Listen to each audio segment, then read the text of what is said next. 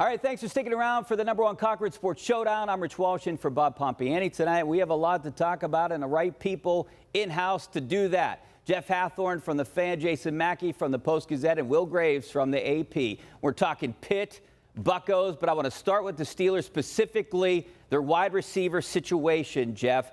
Brandon Ayuk, they were targeting. Obviously, they couldn't get a deal done. San Francisco did. But it seems like the Steelers didn't have a backup plan. What do they do now? It's one of the tough things. It's like recruiting in college. You go after that 5-star, and then they don't come.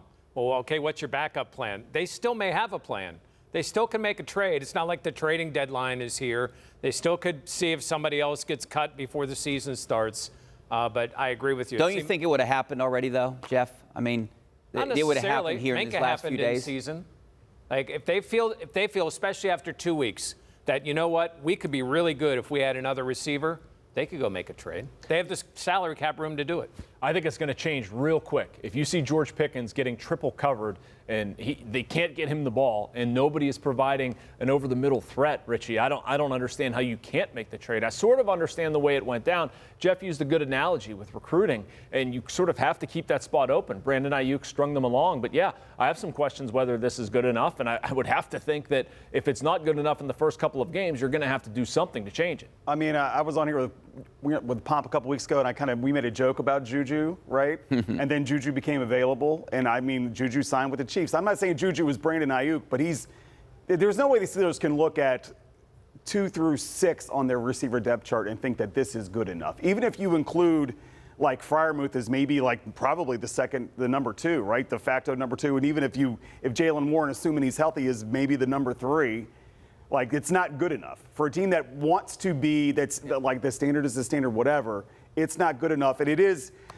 The thing, though, that, like, you know, Omar's getting killed for this, and, like, you know, it's the same guy. This happens. Like, it's not God-given that the Steelers are allowed to swing every trade that they want. Like, that's not how the NFL works. Everybody was, he fleeced Ryan Foles when they got rid of Claypool and turned it into Joey Porter Jr. This is the other side of the coin. It's not a failure. The failure is if they don't do anything else to upgrade the. Yeah, it's not done. I mean, that's the way I look at it. Like, no, do I feel great about their wide receiver depth at this moment? No, I don't. The biggest thing that concerns me, Rich, is depth. What if there's an injury? You know there's going to be an injury, and then all of a sudden we're talking about what if you get into a place where like Scotty Miller and Calvin Austin III or your 2 best wideouts, I don't know, other than Pickens or Freiermuth. Like, that's a scary place to be. And I understand why it went down the way it did. I just have some doubts on whether it's going to be good enough over 17 games. But you need someone better than Van Jefferson, right? I agree. Who's out there that's better than Van Jefferson? No offense to you, I don't think Juju's better than Van Jefferson. I mean, maybe not at this stage in his career, but I think that he's probably better than Calvin Austin or Scotty or Roman Wilson at this point. But if you wait for Ayuk and you land Ayuk, Van Jefferson's a really good 3. Yeah, I like him as a 3. No and doubt. Again, maybe they'll make a deal, or maybe Freiermuth emerges as a guy who can catch 80 passes. I'm okay going into the season and looking at it. You know, it could work. If you look at some of Arthur Smith's offense going back to Tennessee, I mean, he's had the one premier receiver, talented backs, you run the ball effectively, you have a tight end who contributes, and a bunch of guys sort of filling in the cracks. I don't know if that's going to work. I don't know if it's a great model, but I'll take a look at it for a couple weeks. I'm just saying that I'm going to go into it having some doubts. I mean, name like a Titans wide receiver from the Arthur Smith era that wasn't A.J. Brown, right? Like, you can't do it. Right. And they had multiple tight ends. Right. So, I mean, it can happen, but again, they've got questions now, like we're going to talk about it, along the offensive line, and you got a quarterback that, does he still have his mojo? That'll be our next question. Does he still have it? Would you take his numbers from last year? Would you be happy with it? Yeah. I mean, like 26-8, that's even better than like late stage Ben, right? I mean, like that's the truth. I mean, if you get 26 touchdown passes, I mean, the group last year might have taken 2 or 3 years to kind of, outside of Mason, of course, outside of Mason, to get to that number. But I think he'll be fine. Is he going to be a difference maker? I don't know. I don't think so. Statistically, he was the second best quarterback in the red zone last year. Like, there are stats you can bring up for what he did and say, wow, you know, he had some nice wins with Denver. Is he going to have time? I mean, he still throws when we watch it in practice, from what we can say, he throws a pretty deep ball. You saw it in camp. There, I'm clear. Yeah. Everybody saw it in camp. The one pass he hit to Pickens in the Detroit game, they ran that play like 8 times, like the Tuesday at practice the week before. And so when he hit it in the game, it was like, oh, this was fine. I mean, I didn't mean to step on your I just wanted to get that. We see practice and things happen, and we see it. But like, I don't know how Jason feels about this, but I just like, is he the guy that takes you past, the quarterbacks? Yeah. I don't. All you need is an above-average offense. We saw that last year. I don't think Russell Wilson's going to be the problem, but I don't know if he's going to be the solution. Like, I think it's going to be somewhere in the middle. This offense is going to struggle if they can't run the ball. The offense is going to struggle if they can't throw the ball downfield. Now, Russell Wilson has done that in the past. You brought up last year. He was a top 10 quarterback and throwing deep, Rich. He was excellent. But is he going to have the time to do that? I don't know. I'll provide the transition point to our next topic. But, like, I have some doubts right now whether he's going to have enough time to throw downfield. Yeah, can he throw enough so they can run it? Almost throw to run. Because if they can get that run game going, and I know Jalen Warren's a question mark for week 1, but if they can get that rolling, then you could take a quarterback that may not be at the top of his game, and he can be more successful because of the fear of the run. I want to see them. You're almost using the system to make him better. Like, it's right. Ryan Tannehill is a little bit of what they're trying to do. They have something that Tennessee didn't. I want to see them use Justin Fields /2.0. I know a lot of people laugh at me for that, but he's the best athlete that they have on the field. And I asked Tomlin that a couple days ago, and he told me to speculate away. So, Jeff, should they use him as a Justin Fields 2.0? I mean, as a /2.0? I think even if you use him as a decoy, you want your best players out on the field. I'm not saying I'm making him the number 2 receiver, but I'm saying that there are packages you can use, and you could just use as a decoy, because if he runs a jet, the defense is going to follow him this way, and you would think you'd be able to hit the tight end and, going down vertical in the middle of the field. I don't know. Let's remember this. The last time since 2014, the Steelers have been through the season twice, or really once, but the 20 season or 21 season where Mason started last game, but they've had to use multiple quarterbacks every year except for 18 when Ben played every game.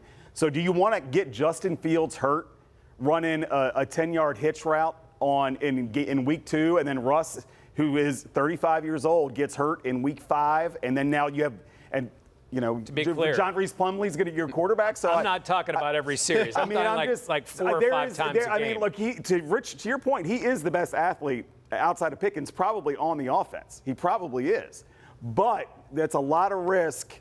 Because and we look at what happened across the league last year. I mean, this team cycled through 3 quarterbacks, some by injury, some by performance. Other teams, I mean, that's how the Italian guy from DeVito from the Giants ended up playing because everybody got hurt, right? So, I would be very wary of using him because I am worried, if he gets hurt and then Russ gets hurt, and then the season's over. Man, you're living in your fears, Will. I'm living in reality. That's reality, exactly. Jeff. Come on. I'm okay using him. I'd prefer to use him at a natural spot. I don't want him lining up out wide. To me, the risk goes up there. If he's doing something. But he's running every other play when he's playing quarterback. Yeah, so there's a risk of that, too. Rich, he doesn't run across the middle. He's not having to time a route, when to get down, whether a linebacker is coming to take his head off or not. I would put him in some maybe like Taysom Hill situations. I don't know if that's a good comp. I mean, I'm not going to power run him, but I'll put him under center. He can throw. I can use him on a jet sweep. I can get him moving around a little bit. I'll do it a little bit. I understand what Will's saying. I don't want to get him hurt. I don't want to get in a situation where I'm having Kyle Allen run my offense, but I think he's too good of an athlete to just waste on the bench. I would take that risk. All right, we got to take a break, but I want to continue the Steelers conversation with injuries and up front and protection for Russell Wilson or Justin Fields. All that next. Stay right there. All right, welcome back. Let's continue the Steelers conversation and talk about protection for Russell Wilson. And Jason, we touched on a little bit earlier, but you have a new center, at least a new guard until Isaac Seumalo comes back, and his status is going to be a few weeks. Are you worried at all up front? Early on, I am, Rich. And I'm not worried about Zach Frazier. I've liked what I've seen out of him in training camp. It's fine. He deserves to start. I'm worried at the tackle spots. Is Troy Fautanu going to be ready to go? He's missed a whole lot of camp. Broderick Jones has been battling an injury. He's not playing his natural spot. When he comes back, he's going to have to bump over to the left side. Spencer Anderson at guard. But is he going to have to bump over? I mean, Dan Moore done anything? When Fautanu comes back, he's going to start at right tackle, and then Broderick Jones is going to go to the left side. Theoretically. I mean, unless what? Are you going to sit Dan Moore Jr., or are you going to sit Broderick Jones, rather, in favor of Dan Moore Jr.? I don't know. I mean, the way it seems, they would like to have Troy Fautanu on the right side, Broderick Jones on the left. I'm okay with that, but I think there's going to be some growing pains early on just because of how much time Troy's missed. I just don't think Dan Moore gets benched. To Jason's point, the growing pains, this is the problem. This team is not going to have a lot of margin for error. Right. We know what the schedule's like after Thanksgiving, and now you got to start with 4 or 6 on the road. And when's the last time that they came out week 1 in the post-Killer B era where they just were dominant offensively? Like, it does not happen. It does not happen. So now you have to break in a new OC, a new quarterback, like 6 new wide receivers that aren't George Pickens, 2 new guys on the line, and now you got to go to play that your offensive coordinator's old place where I'm sure they want to beat the doors off him. The sense I got from the Falcons is like he's a good dude, but you see what they've done, the moves that they've made. They're built to win like right now. Like they're making big moves. So I just you can't afford the growing pains. And so for them to win, like if they're going to win on Sunday, I think it's going to look like when they won in Buffalo a couple years ago, where like TJ just stole the game, or like the game in Cincy a couple years ago where the defense stole the game. That's how can you rely on that in 2024 NFL? I don't think so. I think it's going to be a bumpy start. I think when you have Sayamalo and he and Dan Moore kind of had a little bit of chemistry. I know people hate Dan Moore, but let's say you make that switch and you move Broderick over with Spencer Anderson there and a rookie in the middle. Sayamalo was critical, especially if you're going to move Broderick back over to the left side where he hasn't played hardly at all in the NFL, to have that guy, plus to have your rookie center have a guy to his left that's played in the league for a decade. I mean, not having him is big. I like Spencer Anderson. I think he was he's a 7th round pick who can play. This is what sucks about Herbig getting hurt, because if Herbig were healthy, you'd put Frazier in, you'd knock Herbig over to the left side, and you'd feel a lot better about where you're at. And you have to wonder how Broderick Jones played in the preseason. It seemed like, he wasn't the greatest out there. I think there's a part of Broderick Jones, and he won't say this, that is just kind of like, when are you moving me to the left side? Like, he just doesn't, like, he even said it, like, his mind wasn't there in that second preseason game, and he got worked because it wasn't. I think in his mind, he's like, when am I going to the left? Can you blame him, though? I mean, that's the guy's future. That's where he's played. That's what they drafted him to do. I don't understand screwing around with having him on a place where he's not going to play, maybe as early as, like, this week. I don't know. The guy's a professional athlete. Like, you can't be mentally checked out. And he also had said, and he said it to us last week, a couple of times, that he's not 100%, that's the more alarming part of it, right? What if he's not as healthy? He tried to downplay the brace, it's no big deal, but he also admitted, hey, once camp starts, nobody's 100% the rest of the season. It's kind of weird for a guy in his second year coming out of his second camp to say that, like, just sort of very candidly. Like, we appreciate the honesty, but maybe that's too honest. Fautanu is supposed to practice this week, and he's expecting to play. At least that's what he told me last week in the locker room. Another big storyline, contract situations with Cam Hayward, Will, and Pat Freiermuth. It has to get done by Sunday, or it's not going to get done. Are we asking me, like, will it get done? I think it would make sense to work something out with Freiermuth. I mean, the Cam situation, look, we all respect Cam. We all think Cam could make a case as a Hall of Famer. I'm not sure he's quite there, but he's certainly in the Hall of Very Good. But how many guys his age get multiple-year contracts at a value that he seems to think that he's worth? It doesn't happen. So, and it would be interesting to see, though, if he did, because we've asked him from the end of last season, during mini camp, during OTAs, will you take a Ben-type deal where there's voidable years at the end of it to kind of lessen the salary cap? He's been adamant that he's not. Yeah. So I think it could be they would let him play his contract out. I think that's where we're going to be at. But I think Freiermuth does get maybe a 3-year deal. So, I agree with Will. I think it's going to be 1-1. I think Freiermuth, it makes all the sense in the world, especially with what that value, that price is going to be in Arthur Smith's offense, theoretically. It behooves the Steelers to get this done now before Freiermuth's value skyrockets, and he has a lot of leverage coming, entering free agency after this year. Cam Hayward, I can't see it, guys. I'd like to see it. I'd like to see him remain here, but they've made tougher decisions with better, more big-name players, and if it hasn't gotten done to this point, I don't know what it's going to take to get done. I think it'll be 2-0. I think they'll find a way to get the Hayward deal done. I mean, you don't know at this point, is Hayward still playing the game in the public of like, hey, I want to be here. I'm throwing this out here. I'm going to put a little more pressure on the Steelers to get to what I want. And I do think Freiermuth's the contract they get done. I think they work both. And you know what? I do admire Hayward for being around, being a true captain, and being out there for every part except the first 2 weeks of and for being honest. He said there's no movement, but they have until the plane flight to Atlanta to try to figure something out. All right, we got to take a break. We're talking Buckos Coming up next. Stay right there. All right, no more Bucko fever for me. The meltdown mode right now, Will. Does Derek Shelton and Ben Cherington deserve to come back? I think Cherington, I still think he probably needs another year, maybe even 2. And the question with him is always, how much is he actually allowed to spend? With Shelton, look, this is the first year he's had to manage games of consequence, and he has not passed the test. He does, as for whatever we can talk about, whatever he's done in the clubhouse, the results on the field have not matched what even the internal expectations are. Do you give him 5 years and that's tough? I don't think so.